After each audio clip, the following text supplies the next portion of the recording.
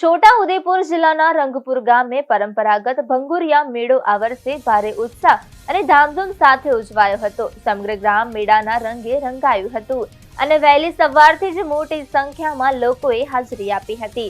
યુવાનોથી લઈને વડીલો સુધી સૌએ પરંપરાગત વેશભૂષામાં ભાગ લઈને મેળાની શોભા વધારી હતી.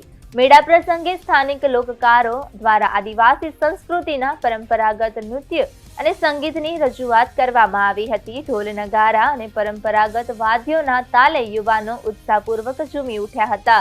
ગામમાં આનંદ અને ઉમંગનું વાતાવરણ છવાઈ ગયું હતું. આ પ્રસંગે સાંસદ જશુભાઈ રાઠવા ખાસ હાજર રહ્યા હતા. તેમણે મેળાની મુલાકાત લઈ આદિવાસી સંસ્કૃતિને નજીકથી નિહાળી હતી તેમજ યુવાનો અને વડીલો સાથે આત્મીય સંવાદ સાધ્યો હતો. લોકનૃત્ય પ્રસ્તુતિઓમાં રસ દાખવી કલાકારોને પ્રોત્સાહિત કર્યા હતા અને આ પરંપરા જાળવવા માટે સમાજના પ્રયત્નોની પ્રશંસા કરી હતી. ભંગુરિયા મેળો આદિવાસી સમાજની અનોખી પરંપરા અને સાંસ્કૃતિક વારસાનું પ્રતીક માનવામાં આવે છે. દર વર્ષે મોટી સંખ્યામાં લોકો અહીં ઉમટી પડે છે અને પરંપરાગત વેશભૂષા, સંગીત અને નૃત્ય દ્વારા પોતાની સંસ્કૃતિનું પ્રદર્શન કરે છે.